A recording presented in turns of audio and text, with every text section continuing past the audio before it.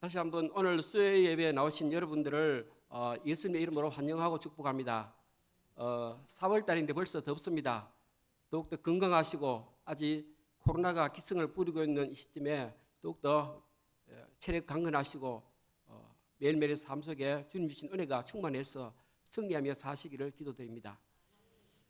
저는 오늘 여러분들과 구원을 주시는 하나님의 능력이라는 제목으로 말씀을 나누고자 합니다.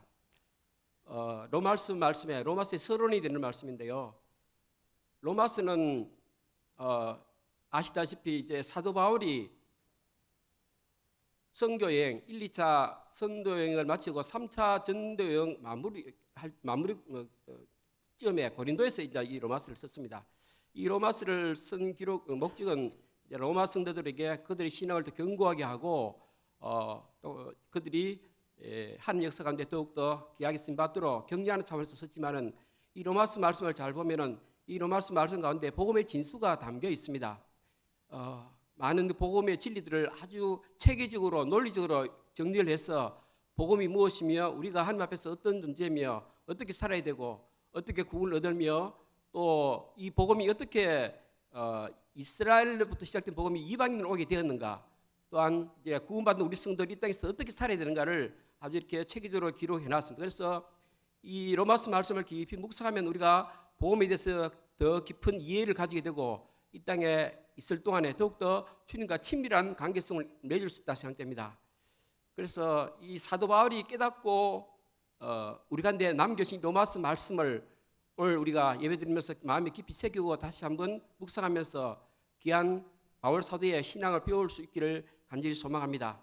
사실 사도 바울 선생님은 인간적으로 볼 때 아주 훌륭하고 위대한 학자였으며 또 신분도 훌륭한 사람이었습니다.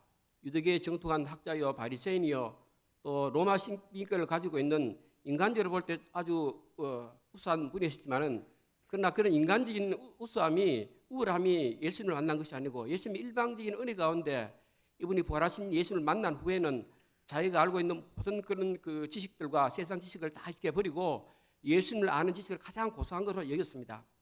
그래서 사도 바울을 제가 묵상하면서 느낀 점은 뭐냐면은 우리가 많은 성경 말씀을 듣고 신앙생활 하는데 이 성경 말씀을 듣고 지식적으로 아는 것도 중요하지만은 깨닫는 것이 참으로 중요한 것을 배우게 됩니다. 말씀을 듣고 깨달아야 됩니다. 우리가 깨달은 만큼 신앙이 성장할 수 있는 것을 볼 수가 있습니다. 오늘도 이 서론에서 이제 사도 바울이 우리 가운데 복음을 전거해 주시면서 자기가 복음을 깨닫고 복음의 빚진 자로서 우리 가운데 복음을 전거해 주시는데 이 말씀을 묵상하면서 주님과의 만남 속에서 그 깨달음이 왔을 때 그 깨달음 가운데서 승리하며 주님과 더욱 친밀한 삶을 살고 복음의 그 능력을 덧입고 살아가는 것을 볼 수가 있습니다. 저희들이 많은 말씀을 듣고 알고 있는 말씀이지만 이 말씀이 지식적이 아닌 살아계신 예수님으로 복음으로 영접되어지는 이 시간 되기를 기도합니다. 복음은 무엇입니까? 복음은 기쁜 소식입니다. 기쁜 소식입니다. 왜냐하면 모든 사람에게 구원을 주시는 하나님의 능력이기 때문입니다. 그래서 바울은 복음을 부끄러워하지 아니한다고 했습니다. 이 말은 복음을 자랑스러워한다는 말입니다. 그러나 바울이 쓴 고린도전서 말씀을 통해 볼 때 바울이 살고 있던 그 시대의 사람들의 복음에 대한 인식은 저들의 인식과 좀 다른 것을 알 수가 있습니다. 그들은 복음을 부끄러워할 수 있는 그런 환경에 처해 있었습니다.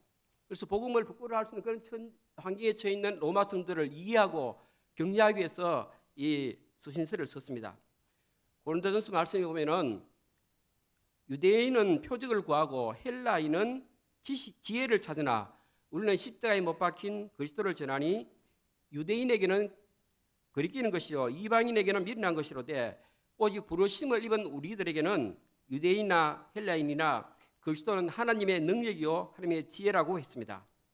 그래서 이 고린도 교회를 살펴보면 실제로 예수 믿는 중에서 세상적으로 유능하고 또 문벌을 좋은 자가 많지 않았습니다. 하루 개척의 사람들이 대부분이었고 천한 노예들도 많았습니다.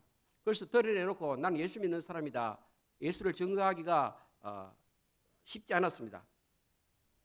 특별히 십자가에 못 박힌 주 예수를 하나님의 아들이라고 믿고 있는 신자들을 볼 때 이방인들이 볼 때, 로마인들이 볼 때 그들은 얼마나 미련을 하고 어리석게 보였겠습니까? 믿지 않은 자들은 사형수 예수를 믿는 사람들을 무시했습니다. 그러나 부르심을 입은 자들에게는 이 복음은 하나님의 능력이요 지혜입니다. 그래서 바울은 조금도 복음을 부끄러워하지 않는다고 했습니다. 우리가 오늘 말씀을 통해서 복음의 능력을 더 입을 수 있기를 기도합니다. 제1부 빚진 자의 심정을 가지라. 바울은 로마에 있는 성도들의 믿음이 온 세상에 전파됨을 인하여 하나님께 감사하고 감사했습니다. 로마 교회는 훌륭한 영적인 지도자나 말씀이 조금도 없었습니다. 그러나 그들의 독실한 신앙은 온 세상에 전파되었습니다.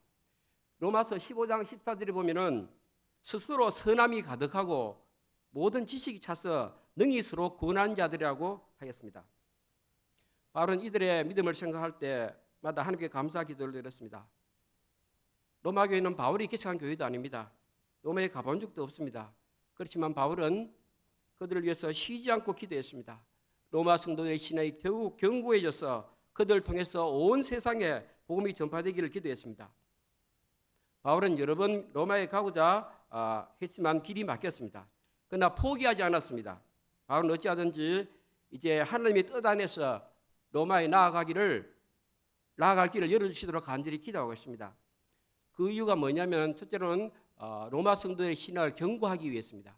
그들의 신앙, 그들이 복음을 들었지만 그들이 더욱더 복음만 신앙에 굳건히 서서 견고한 신앙을 가지도록 하기 위해서 사도 바울이 깨달은 바 신령한 은사, 여기서 바울 사도가 이야기하는 신령한 은사는 사도 바울이 하나님 아들 예수 그리스도의 십자가 복음을 말합니다. 십자가 복음을 깨닫고 난 후에 그 십자가 복음을 통해서 받은 바 그 십자가의 비밀과 부활의 도리, 부활의 진리를 깨닫게 해 주시기를 원한 겁니다. 그래서 그걸 복음을 통해서 그들의 신앙이 더 견고하게 하기 위해서 로마에 가고자 했습니다. 두 번째는 다른 이방인들과 같이 열매를 맺게 하기 위해서입니다. 사도 바울이 1, 2차 전도 여행을 하면서 소아시아와 마게도니아, 유럽 여러 곳에 많은 교회를 세우시고 열매를 맺게 했는데 이제 로마 교회도 다른 이방 교회와 마찬가지 많은 열매를 맺어서 이 로마 교회가 다시 한번 그 지역사회에 주역이 되고 세계 선교를 감당하는 교회가 되도록 그런 심정으로 가고자 했습니다. 그래서 어찌하든지 로마에 가고자 하는 하고 땅끝까지 복음을 전하고자 하는 그 심정이 불탔습니다. 불타는 선교 비전이 있었습니다. 사도 바울은 불타는 선교 비전이 있었습니다. 그러면 이 사도 바울의 이런 선교 비전이 불타는 선교 비전이 어디서 나온 것입니까? 우리가 다 같이 사도 바울과 동일한 예수를 믿는 우리들인데 우리가 사도 바울 사도와 이렇게 비교해 볼 때 우리가 좀 선교 비전이 좀 부족하지 않습니까? 다 같이 예수를 믿는 들인데 사도 바울 선생님은 그 마음에 불타는 선교 비전이 있습니다.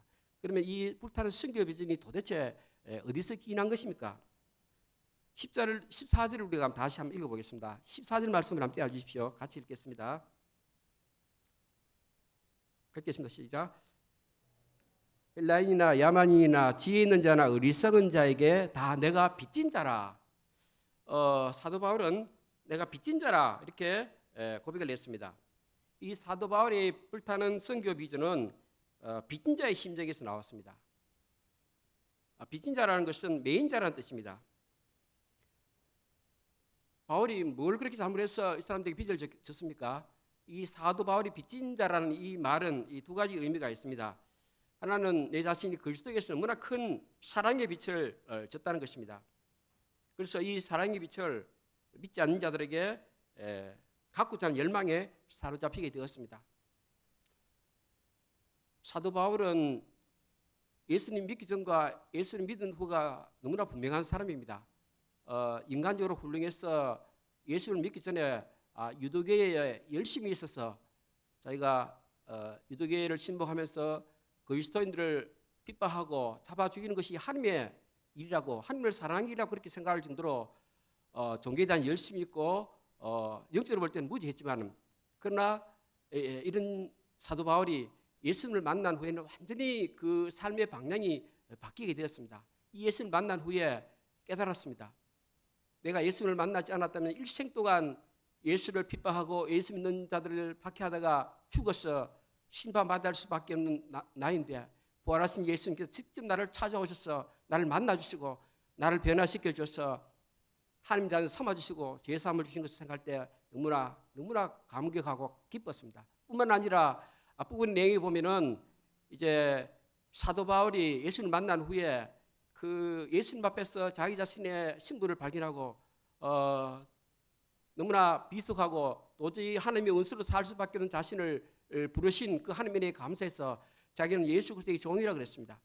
또한 그런 나를 사도로 불러주신 이방인을 사도로 부르신 하나님의 사랑을 생각할 때 너무나 그 마음에 북받쳐오르는 감정이 있었던 것입니다. 이 사랑의 빛을 갖고자 사도 바울은 때를 어떤지 뭐든지 말씀을 전하며 열정적으로 선교 사역을 섬길 수가 있었습니다. 이 빚진 자의 심정이 우리 가운데도 충만하기를 기도합니다. 우리가 동일하게 말씀을 듣고 신앙생활을 하지만은 빚진 자의 심정이 얼마나 있느냐 없느냐에 따라서 우리 삶의 태도가 달라지는 것을 볼 수가 있습니다. 우리가 이 시간 사도 바울이 누렸던 그 빚진 자의 심정이 충만하기를 기도합니다. 또한 사도 바울은 전도자로 택함을 받았습니다. 복음을 전한 자로 택함을 받았습니다. 그러므로 바울은 헬라인이나 유대인이나 또 이제 부자나 가난한 자나 어리석은 자나 지혜로운 자나 모든 자에게 빚진 자라고 했습니다.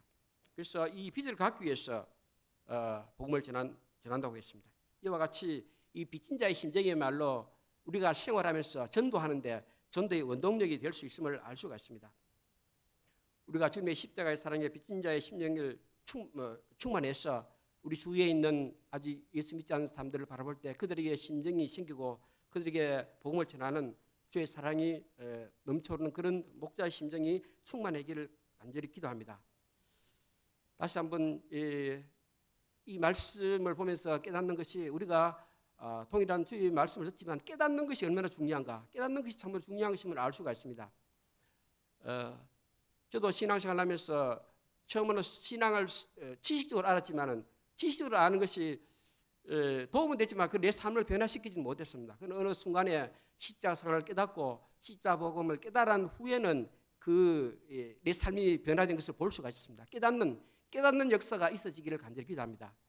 진리의 말씀을 깨닫기를 간절히 소원합니다. 성령께서 우리 마음에 역사하시고 감동을 주시면 깨닫습니다. 깨달을 때 우리는 그 진리의 말씀대로 살아가는 것입니다. 사도 바울은 사랑에 빚진 자, 예수 그리스도의 십자가 사랑을 깨닫고 주의 복음을 전하는 종으로 시험받았지만 우리 주변에 보는 많은 사람들이 이 진리의 말씀을 깨닫고 진리를 깨닫고 빚진 자로서 살아가는 분들이 많습니다. 요즘에 보면 그 창조과학에서 활동하시는 분들이 많더라고요. 창조과학에서 활동하신 분의 한 간증을 들어보니까 저도 그 간증을 들으면서 많은 은혜를 받았습니다. 그동안 저희들은 학교에서 이제 주로 진화를 배워왔는데 이 창조과학에서 활동하신 분들의 연구 자료와 이것을 보면은 얼마나 진화론이 허구성이 많고 도저히 이루어질 수 없는 무명랑한 이론인 것을 설명하고 창조론에 대해서 과학적으로 이렇게 성경책이 과학적인 책은 아니지만은 그런 과학적이고 합리적인 방법으로 접근해서 우리한테 이렇게 간증하는 내용을 볼 수가 있었습니다. 이분도 교수요, 또 이제 이공대 출신으로서 과학자였는데 처음 신앙을 접하면서 이 성경의 많은 내용의 부분들이 합리적이지 않고 과학적이지 않은 내용들이 많이 있지 않습니까? 예수님께서 물을 걸어가고 죽은 자가 살아나고 막 이런 비이성적인 그런 내용들을 볼 때 도저히 과학자의 심정으로서 이해가 안 되고 과학적으로 증명이 안 되기 때문에 참 고민이 많았다 그렇습니다. 목사의 아들로서 교회 생활을 열심히 하고 교회 와서는 열심히 믿습니다 그렇게 하지만은 또 학교에 가서는 진화론을 배우고 이제 시험 치기 위해서는 어쩔 수 없이 학교 가서는 맞습니다 그렇게 한다 그럽니다. 그래서 교회 와서는 믿습니다, 학교에 가서는 맞습니다 그렇게 고민을 하면서 생활했는데 어느 날 갑자기 하나님께서 그 마음에 깨달음을 주셨습니다. 아무리 이분이 과학이다 보니까 이제 그런 과학적인 사고 방식을 이렇게 하나님께서 이렇게 사용하셔서 접근하도록 도와주신 것을 알 수가 있었습니다. 모든 건물에는 이 건물을 설계한 설계자가 있고 설계도가 있습니다. 그렇다면은 하나님께서 우리 인간을 창조하셨다면, 우리 인간을 설계하셨다면은 우리 인간에게도 설계도가 있을 것인데 우리 인간에게는 설계도가 어디 있는가? 설계도에 따라서 인간을 이렇게 하나님께서 창조하셨을 것인데 하나님은 창조주시고 설계자시고 설계도가 있을 것인데 설계도가 무엇인가?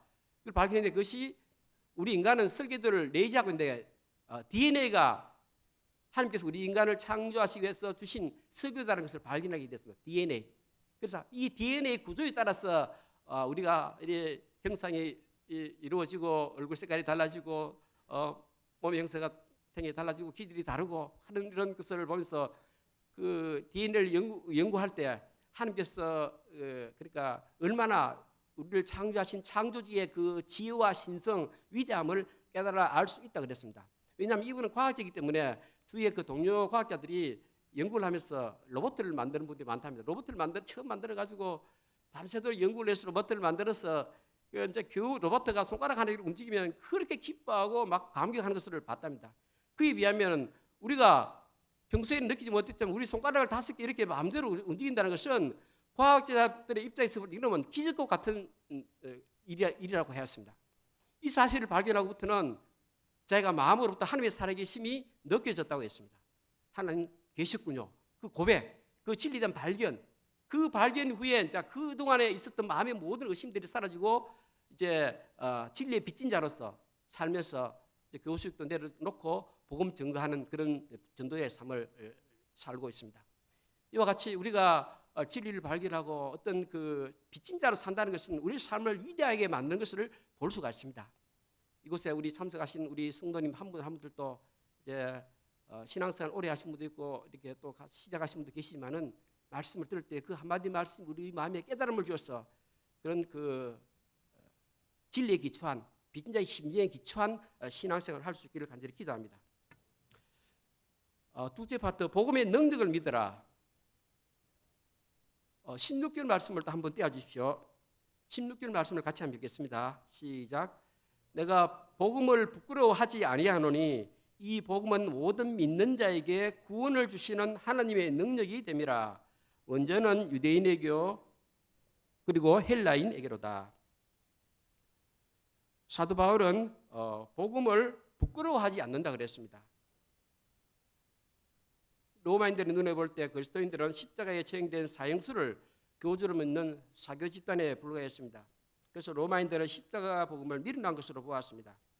또한 로마 교회 구성원들도 주로 가난하고 못 사는 하류 계층의 사람들이었습니다. 그래서 믿지 않는 자들로부터 무시를 당했습니다. 이런 로마인들 앞에서 복음을 부끄러워할 수밖에 없었습니다. 그러나 바울은 복음을 조금도 부끄러워하지 않는다고 했습니다. 그 이유가 무엇입니까? 복음은 모든 믿는 자에게 구원을 주시는 하나님의 능력이기 때문입니다. 복음은 다이너마이트와 같은 그런 폭발력이 있는 하나님의 능력입니다. 다이너마이트가 한번 터지면은 주위에 있는 모든 장애물을 파괴하고 파괴합니다. 이처럼 하나님의 복음은 엄청난 파괴력이 있습니다. 모든 믿는 자에게 구원을 주시는 하나님의 능력입니다. 그래서 사도 바울은 복음을 부끄러워하지 않는다 그랬습니다. 복음은 하나님의 능력이다. 구원을 얻게 하는 하나님의 능력이다. 그렇게 깨닫고 고백하고 간증하고 있습니다. 구원이란 무엇입니까? 우리는 구원이라는 말을 많이 들었고 또 이제 교회 나오는 목적이 구원입니다. 구원. 그러고 우리는 구원 받은 성도로 살고 있고 이제 구원의 복음을 전가하고 있는데 구원이 무엇입니까? 이 구원이라는 것은 우리가 사망에서 생명으로 옮겨진 것을 말합니다. 또한 구원이란 하나님과 바른 관계성을 회복하고 잃어버린 낙원을 회복하는 것입니다. 그리고 구원이란 무엇으로부터 건짐을 받는다는 것입니다.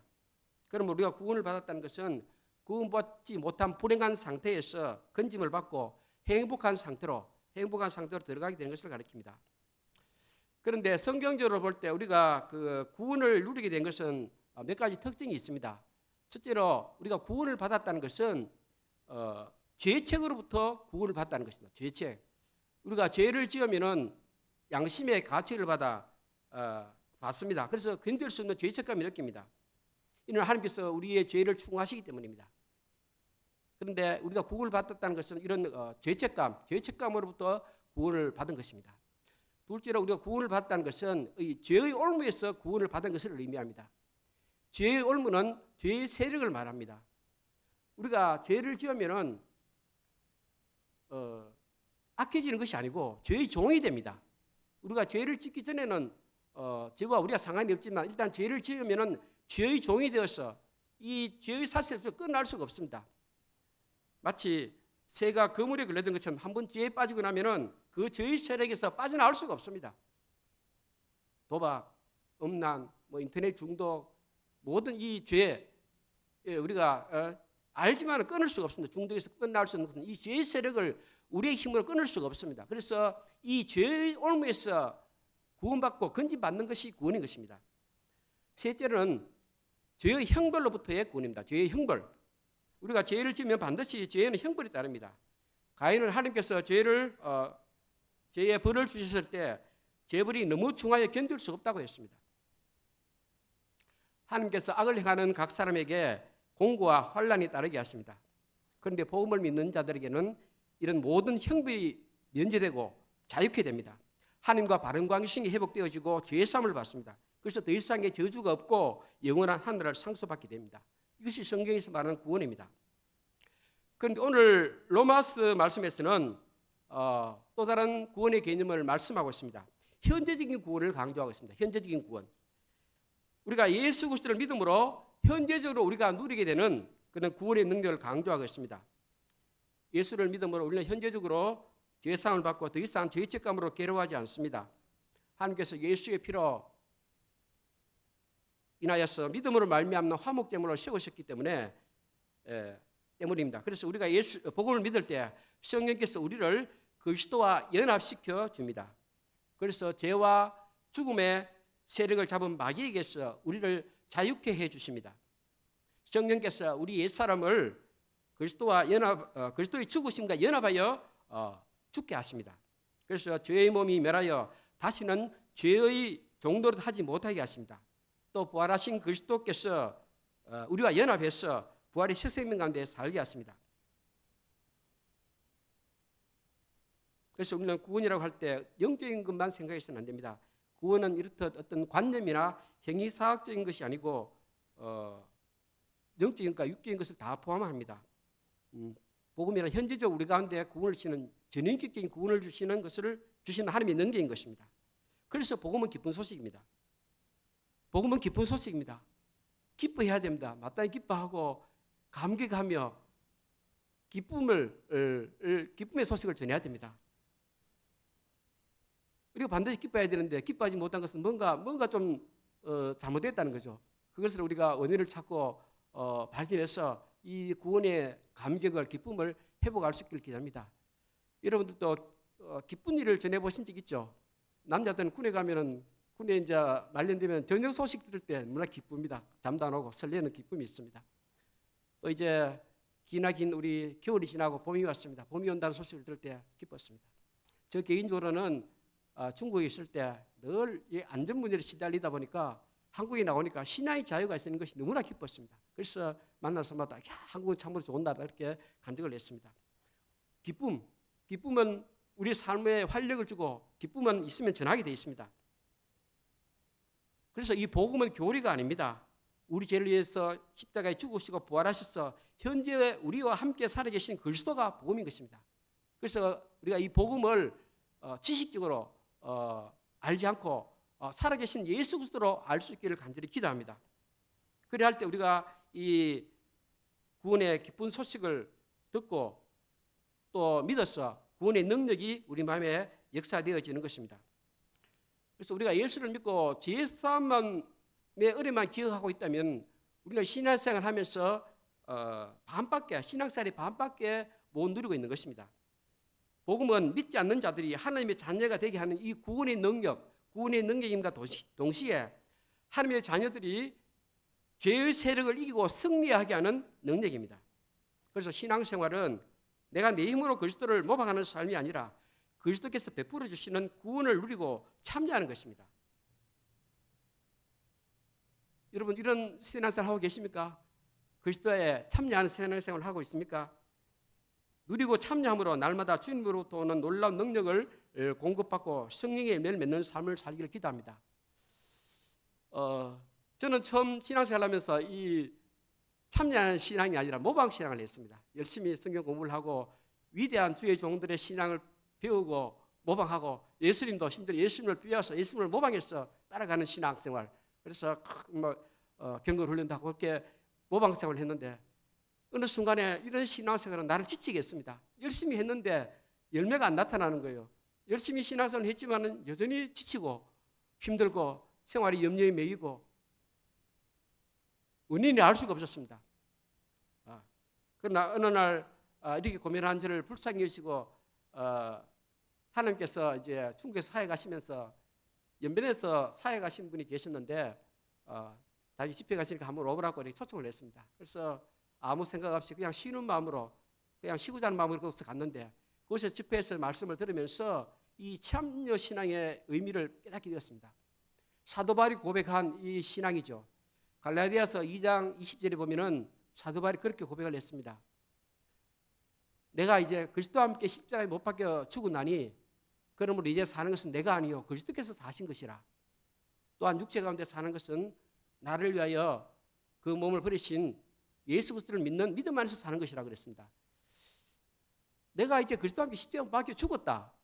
그 마음의 그 복음의 의미를 저는 그때 이제 그 진리를 깨닫게 되었습니다. 그때부터 제가 복음 진리 비신자로 살게 됐는데 그 전에 아는 신앙하고 그 깨닫는 후의 신앙이 달라졌습니다. 예수님께서 나를 위해서 대신 이제 죽으셨다 그 사실을 그동안에 성경 공부를 되게 지식으로 알았지만은 그 사실이 내 마음으로 믿어지지 않았습니다. 그렇지만 그리스도가 예수께서 나와 함께 십자가에 못 박혀 죽었다. 예수님께서 2000년 전에 오셔서 십자가에 못 박혀 죽으셨지만은 2000년 전에 오셔서 십자가에 못 박혀 죽으실 때 이미 예수님께서는 내가 아직 태어나지 않았지만은 나를 끌어안고 나의 죄성을 끌어안고 나와 함께 십자가에 못 박혀 죽었다는 사실을 말씀하시고 그 사실이 마음에 믿어졌습니다. 그 사실이 믿어지고 내 옛사람이 옛자가 죽었구나.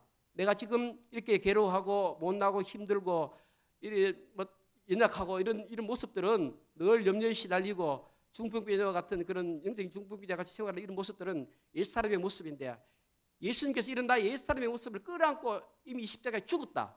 그 사실이 마음에 받아들였습니다. 그리고 이제는 예수님께서 사신 것이다. 내 인생의 주인이 바뀌었구나. 그 사실이 받아들였습니다. 그 사실을 받아들이고 나니까 무거운 짐이 확 내려지는 느낌이 오면서 실제로 그런 삶을 살 수가 있었습니다.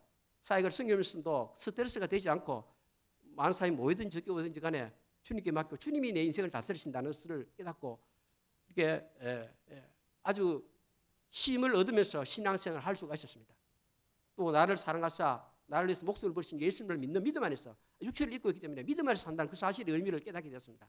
이 사도 바울 선생님이 깨달은 이 고백이 저한테도 이 깨달음을 주신 것에 너무나 감사하게 되었습니다. 그래서 그때부터 이제 신앙생활 저 개인적으로는 좀 새로운 차원에서 신앙생활을 하게 되었습니다. 그래서 처음 신앙생활을 할 때 우리가 구원의 의미가 두 종류의 의미가 있는데요. 마태복음 말씀에 보면 예수님께서 잉태되실 때 천사가 마리아가 이제 성령으로 잉태했다는 그 수태 고지를 한 이후에 아들을 낳으리니 그 아들의 이름을 예수라 하라 그랬지 않습니까? 예수님 이름은 예수라는 뜻은 자기 백성을 죄에서 구원할 자. 그래서 우리가 예수를 믿는다는 것은 예수를 통해서 죄사함 받는 것입니다. 교회에 나오는 목적이 무엇입니까? 영혼이 구원받고 죄사함 받는 겁니다. 그게 제일 중요합니다. 교회에 오는 목적은 우리가 뭐 강의 들어오는 것도 아니고 이것에 봉사하는 것도 아니고 첫째가 영혼이 구원받는 거 아닙니까? 예수를 믿는다는 것은 나의 주홍같이 붉은 죄가 예수 그리스도로 말미암아서 죄사함을 받는 것. 그것이 교회에 나온 첫째 목적인데 저는 그동안 그 제사의 은혜만 계속 누리고 있었습니다. 근데 자기 노력으로 열심히 신앙생활을 했는데 힘이 없었죠. 그 위에 이제 깨달은 십자가 복음이 뭐냐면 임마누엘 복음입니다. 예수는 두 가지 이름이 있습니다. 첫째는 예수요, 그 다음에 임마누엘. 임마누엘은 하나님이 우리와 함께 하십니다. 예수님께서 나와 함께 하신다는 거죠. 내가 예수님 안에, 예수님이 내 안에 함께 하시는 그 신앙, 임마누엘의 신앙. 그 사실을 깨달으시니까 무거운 짐이 내려지게 되었습니다. 예수님을 바라보면서 예수님과 동행하는 삶, 예수님을 바라보는 삶. 이런 진리의 깨달음이 우리 신앙생활하는 우리 모든 분들의 심령 가운데 임하여서 삶 속에서 복음의 능력을 누릴 수 있기를 기대합니다. 그 임마누엘의 삶을 살면서 이제 말씀을 볼 때마다 그 말씀을 통해서 주님과 더욱더 묵상하면서 대화하고 주님을 따르고 기도 가운데 또 이제 주의 음성을 듣고 따라가는 승리하는, 개인적으로 승리하는 사람, 더 이상 이전에 어떤 옛 사람들의 어떤 습관들이 간혹 나타나지만 더 이상 나를 주관할 수 없고 근본적으로 나는 구원받는 백성이요 승리하는 사람이며 또 예수 이름으로 기도하고 간구할 때 이렇게 악의 세력이 물러가고 하나님 나라가 능력으로 임하는 그 사실을 체험할 수가 있었습니다.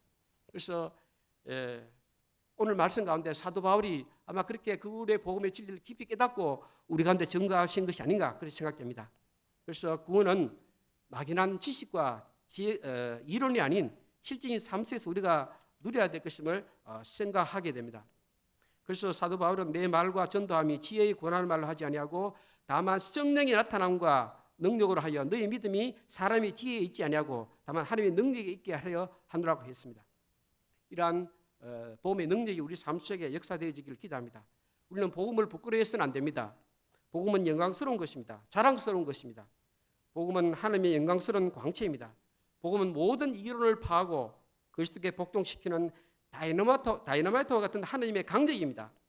그 이유가 무엇입니까? 복음에는 하나님의 의가 나타나 있기 때문입니다. 17절에 보면은 복음에는 하나님의 의가 나타나서 믿음으로 믿음에 이르게 하나니 기록된 바 오직 의인은 믿음으로 말미암아 살리라 함과 같으니라. 복음이 사람들을 구원하는 하나님의 능력인 것은 그 안에 하나님의 의가 나타나 있기 때문입니다. 인간의 의로서는 우리가 아무도 구원을 받을 수 없습니다. 오직 하나님의 의, 하나님께서 더럽혀 주시는 의로만 구원을 받을 수가 있습니다. 복음에는 오직 믿음으로 의롭게 되는 하나님의 의가 나타나 있습니다. 이 하나님의 의는 바로 예수 그리스도의 의입니다. 이 의는 인간의 행위와는 전혀 상관이 없습니다. 오직 예수 그리스도의 속죄 사역을 통해서만 얻어지는 의입니다. 모든 믿는 자에게 값없이 주어지시는 의입니다. 하나님의 선물입니다. 이것이 복음입니다. 하나님의 의가 모든 믿는 자들에게 구원의 능력으로 나타나는 것은 오직 의인은 믿음으로 말미암아 살리라 함과 같으니라는 말씀대로 된 것입니다. 이 말은 사람은 오직 믿음으로만 구원을 받을 수 있다는 뜻입니다. 또 구원받은 성도들은 오직 믿음으로 살아야 한다는 말씀입니다.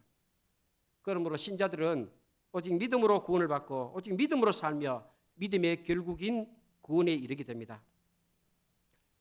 결론적으로 복음은 믿는 자들을 구원하신 하나님의 능력입니다. 우리가 이 십자가의 이 복음의 능력을 덧입을 수 있기를 기도합니다.